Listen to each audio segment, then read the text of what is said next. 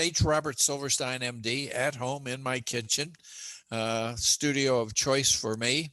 I have a lovely high-end 17-inch HP computer with excellent resolution. And I bought the brand new Samsung Note 20S Ultra, and I have a flip phone case for it. An interesting thing about the Samsung is the camera sticks out a little more than the case. But I was told at the store there's actually a protective edge, but I'm not convinced of that. Regardless, I'm careful to set it down so that the camera is facing up and protected. Now, what happens when I put it in a pocket? I try to put it in a soft pocket without keys and so on. All right, enough of that. Where do we go from here? I want to talk a little bit about something that's troubling me, and that has to do with how the public is behaving.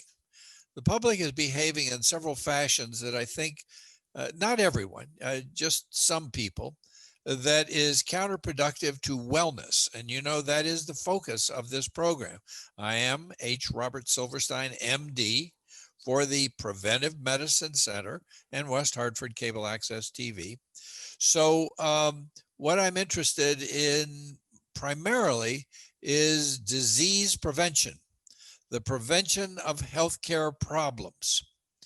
If I, on my website and in my patient education handouts, I talk about 5 basic activities that cause disease and, when done correctly, prevent disease. So we're supposed to breathe clean air, and yes, that has to do with air pollution, but primarily it has to do with inhaling cocaine, marijuana, and cigarette smoke. Also, you don't want to use fireplaces unless you absolutely have to. Not never for the fireplaces, but they are a source of significant pollution. So, and besides that, I don't know where people get the idea that wood burning is ecologically smart. It releases carbon dioxide, and you say, yes, it goes back into trees. The earth is greening. As it's warming, it is greening. So there is more plant capture of CO2. But I heard something interesting today, that the 3rd largest economy in the world, who knows what that is? I didn't know, but it's Japan. I would have thought it was Germany, but no, it's Japan. So United States number 1, China number 2, and Japan number 3. I think that it's interesting that 2 of the 3 largest economies are in the Orient. Now, you do have to match those 2 against the European Union, which of course is larger in area and population than the United States. Who knows what the population of the United States is? It is 330 million. And what about square miles? I'm not so sure whether it's 3 million or 4 million square miles, but I think we're the 4th largest country in the world. I used to be an ace from outer space in geography, but not so much anymore. That, by the way, was the 5th and 6th grade that I was an ace from outer space. Okay, so getting back to this public. Breathe correctly, drink correctly. Water and weak herb tea is what we're supposed to drink. 1, maybe 2 cups of coffee a day. And ideally, that should be made, I forget what the 2 techniques are, should not be percolated, should be dripped in preparation. So 1 to 2 cups of coffee a day at the most. If you can avoid coffee, that's a good thing. If you can avoid even green tea, that's a good thing. Better to drink white tea or twig tea. Breathe, drink. Breathe clean air, drink clean water. And this thing about 8 glasses a day, I have always felt that is nonsense. There's an important concept in life in general, and it's called the Law of Unintended Consequences. I think you need to think of every organ in the body as a kind of muscle, and that is, it needs to be exercised. We need to exercise enough to get our breathing rate up and our work rate up. That's good for the muscles. It's good for the lungs. It's good for the heart, which is a muscle. But 8 glasses of water may be taxing the kidneys and the bladder more than they should be. So my general rule has always been drink when you're thirsty. Now, there's rare exceptions to that. That is, if you're working out, well, it doesn't have to be outside. If you're working in very hot circumstances and sweating a great deal, then you may need not only water before you sense thirst, but you may also need salt tablets. I remember when I used to do that, take salt tablets. Interestingly, I can remember that when I worked a great deal and sweat a great deal, that eventually my sweat became less salty. And that was one of the hints that I needed to have a salt pill. All right. That was when I was 10 and 15 years, no, 13, 14, 15, 16, 17 years old. Now, breathe correctly, drink correctly, eat correctly. You and I may not like the reality, but the human body is vegan by design. You can argue with that all you want about the Mediterranean diet or the paleo diet. You and I don't have fangs and claws the way all carnivores do. Carnivore includes fish, chicken, turkey, meat, cheese, eggs, and dairy products. Um, we can't digest rotten meat the way all carnivores can. We have an enzyme in our salivary gland where food first comes into our body that is for digesting plant food. It's called amylase. Our jaw comes down like all the other vegan animals to grind, as opposed to the shearing action of all carnivores. Now, those people who say that the human biology is that of an omnivore just simply don't know what they're talking about. Now, you might say, well, what about once in a while having some meat? Yes. I believe that if you had a cigar when your child was born or when there was a birthday, that wouldn't have any effect on your health unless you had some kind of predisposing disorder. So that would be breathe. Drink. You want to have, I believe that unless you have an alcohol problem or some other problem affected by alcohol, it is my belief that 4 drinks a week or less is probably safe. Now, it turns out that while it may not be entirely safe, I don't think it's significantly dangerous, any of these things that I'm saying. So breathe, drink, eat. If you're lean and trim and in good shape, and you are essentially vegan, then I think animal protein, palm size serving, your palm for you, my palm for me, 2 to 3 times a week at the most. Vegan is better. And when I take a look at my vegan patients, they have perfect blood pressure, need no medication. They have perfect blood sugar, need no medication. They have perfect cholesterol, need no medication. They have essentially no risk for developing this, that, and the other disease. Now, some people would say, well, vegans are not healthy as a group. And there is truth in that, but it's not because they're vegan. It's because they bring other health issues with them. They may be psychologically disturbed. They may have had cancer in the past and switched to being vegan. They may have been diabetic for many years and then, so to speak, woke up and became vegan. So if you take people who were essentially vegan from the time they were young and well, all the way to maturity and adulthood and when they come to see me, then you would find out they have perfect BUN kidney test, perfect A1C diabetes test, perfect sugar diabetes test. By the way, you can get an A1C test kit, which is very important, at local pharmacies. They're available over the counter. Now, I didn't check it out to see how it actually works. A1C is a blood test, so you probably do have to prick your finger. For virtually all diabetics, I think it's time to go to the continuous glucose monitoring techniques. That way you don't have to prick anything at all. CGM, it's called. Dexcom Freestyle, those are things that you've seen advertised on TV and which I recommend. You change this little patch that you put on your arm or leg every couple of weeks, and it shows you your sugar as often as you want to see it. What is the proper sugar? The proper sugar is about 90 at 90 minutes after a meal. 90 to 120 minutes, meaning an hour and a half to 2 hours after a meal, your sugar should be 90. What's a proper cholesterol? Take the total cholesterol, subtract the good cholesterol, and when that number is 90 or lower, you are essentially free of risk of hardening of the arteries, heart attack, open heart surgery as far as cholesterol goes. Now, there are other risk factors. There's blood pressure, there's diabetes, there's overweight, and so on. So those are a couple of the main numbers. Breathe correctly, drink correctly, eat correctly, so to speak, grains, vegetables, beans, fruit, nuts, and seeds. And if you don't know how to do that, we have on our website plenty of information, including information on intermittent fasting, which I recommend. That is eating within 9 hours of awakening and going to bed with 4 hours of not eating for 4 hours before you go to bed. You could have tea with lemon and or lime, and you could have a small amount of vegetable soup, but nothing else. So breathe, drink, eat, then exercise. How much exercise do we need? Well, once again, it's not a BMI. It's percent body fat, but the easy way to do it is you don't need either of those. Take a look down at your tummy and see if you can see where the muscles meet the muscles. And some people have that.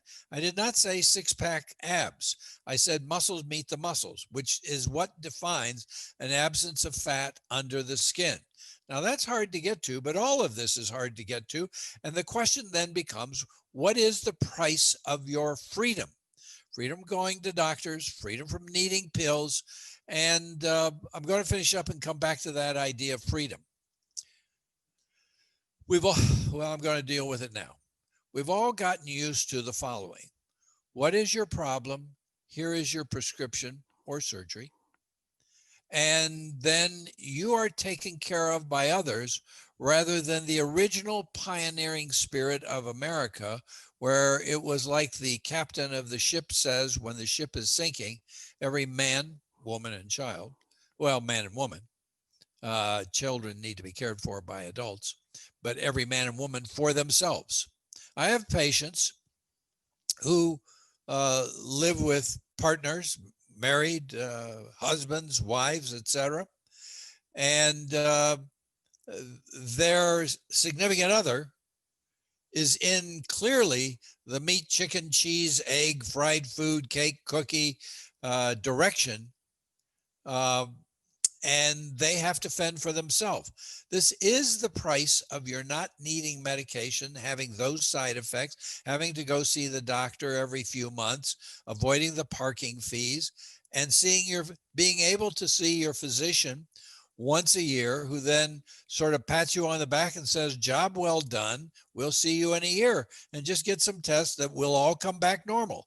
The non-HDL cholesterol, subtract the good from the total, will be 90 or less. The triglycerides will be 100. The A1C will be your age with a decimal point in it up to the age of 62, and it shouldn't go above 6.2 thereafter.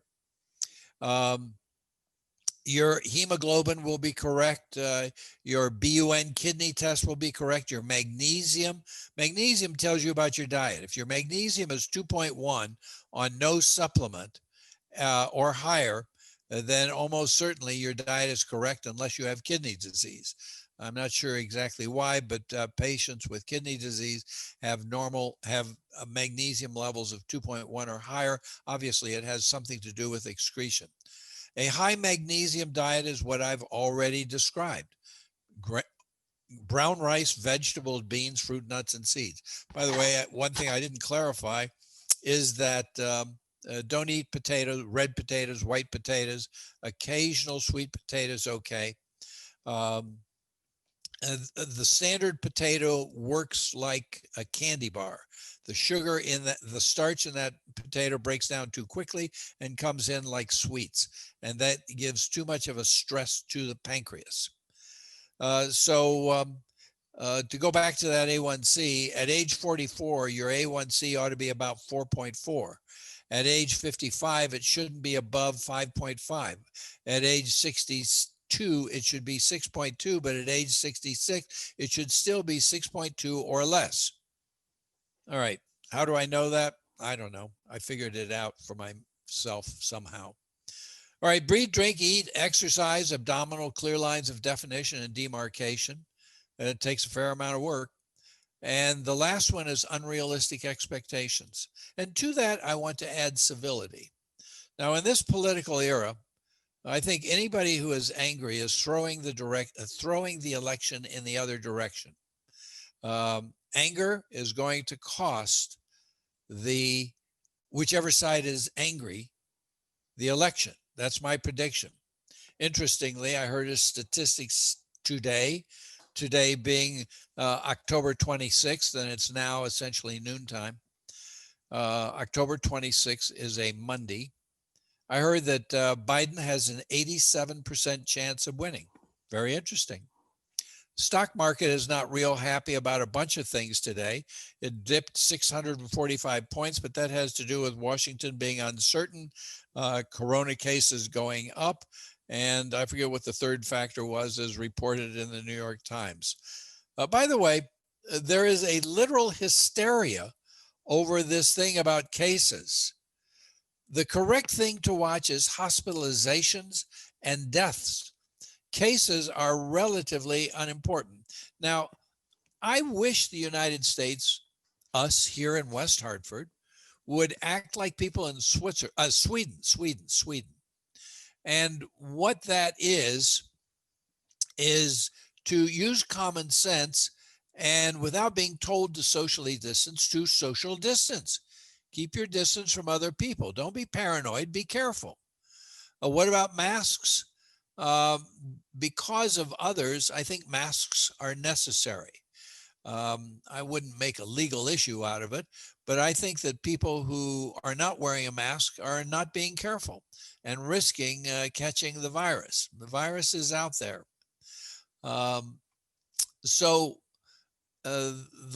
Then also wearing long sleeve clothes. Now we're coming into winter, so that's going to be automatic. But I think shorts and cutoff shirts are a bad idea as long as the virus is around. The vaccines will make a real difference. I just heard yesterday about a vaccine that stimulates T cells. That is a major breakthrough. That is the vaccine that we really need. It's just going into studies. The fellow was Asian.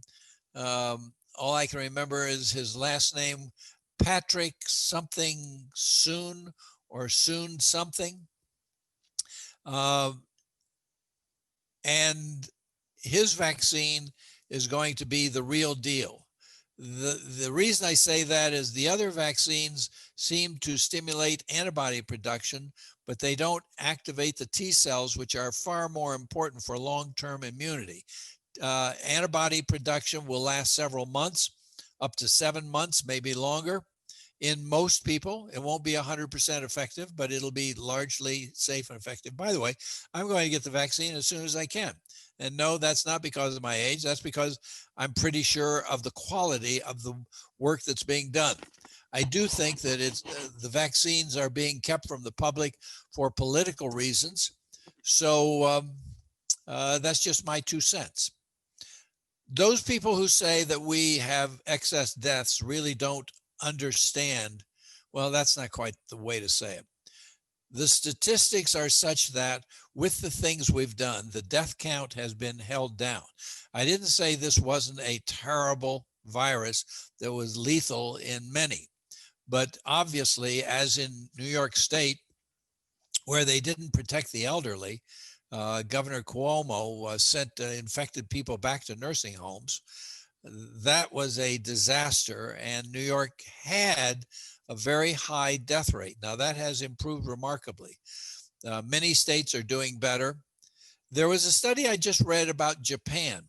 In April, 4.6% of people sampled who were without symptoms were positive for the coronavirus, either the virus or the antibody.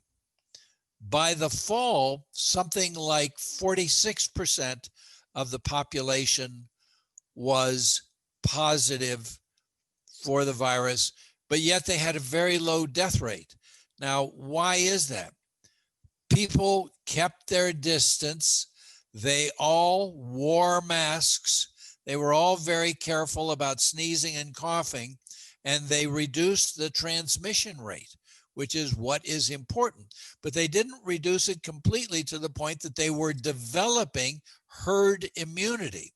I am a believer in herd immunity. I don't know what the big fight is with Fauci, who has waffled on so many issues. We haven't heard from Birx recently. I think that she initially followed Fauci's lead, but then saw that that was incorrect, and she became more insightful and independent of her own and supportive of the current direction in the government. I'm whether it's old-fashioned or out of date or whatever, I am a strong believer in hydroxychloroquine, azithromycin plus azithromycin or doxycycline plus zinc, and then I throw in a few other vitamins and one medication over the counter, Pepcid, PEPCID, plus selenium and vitamin C. So that's how I think that positive tests should be treated in order not to progress to significant disease. By the way, if you do contract the coronavirus, I would say if you have not been taking aspirin, do so. Much of the abnormalities in the lungs are due to clotting, and that is inhibited by taking the aspirin. There are other medications which are prescription, such as what are called the NOACs or DOACs, Xarelto, Eliquis, Savasa, Pradaxa. Those are the commercial names for medications that thin the blood, and I think those are a good idea, but at least start with aspirin. There are also other antiplatelet medications, and I don't really know what to say about those. Plavix, Brilinta, Ticagrelor, Prasugrel. Those medications inhibit platelet function along with aspirin. Now, civility is what is essential. I watched on TV today as former mayor of New York City, Rudy Giuliani, rode in a parade in New York City. People should be congratulated for making their points clear, but they should be treated with respect and no shouting. Somebody threw an egg at him. That is unacceptable. That is not civil. We are supposedly a civilized, hear the word civility, a civilized society. That means being even-handed, fair, and respecting the other people's opinion. Throwing eggs and shouting at people is not being respectful. Be polite, be respectful, whether you're for Biden or for Trump. Don't get upset. Now, let's see. Today is the day that Amy Coney Barrett, I'm changing courses. Oh, hang on.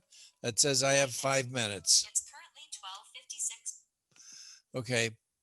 On my Android Samsung, there's a thing called Bixby, and it actually is fairly magic. You can say something like, send an email to, and give the name, and then it'll bring your email up to that person. It's a little servant. I guess it's akin to Siri. All right, coronavirus. Oh, the supplements. What supplements do I recommend for the public? If cleared by your physician, I recommend all supplements 5 days a week. That would be vitamin C, 3,000 milligrams a day, zinc, 50 milligrams a day, selenium, 200 micrograms a day, and vitamin D3, 5,000 units a day, all 5 days a week. What about throwing in the Pepcid? I wouldn't do that, but I would start it at the first sign of any kind of potential infection, fever, cough, diarrhea, whatever. All right. I guess that's pretty much it. I'd like to say that I think the improvement in Biden's behavior and speaking clearly shows that he's on some kind of medication. There's no doubt in my mind that you're not supposed to diagnose things remotely, but I was convinced that he had Alzheimer's disease, and they've obviously put him on something that has speeded up his thinking quite a bit. He's doing much better. The hiding out in the basement, I think that's weak and reprehensible, but hey, it seems to be working. So God bless him if that works and he becomes president. So the proverbial we shall see, but do be respectful of other people's opinions, and that be respectful and treat them nicely. The proverbial golden rule, do unto others as you would have others do unto you. Whatever your opinion is, it is your opinion. Whatever your vote is, it is your vote. But be as equally respectful to other people.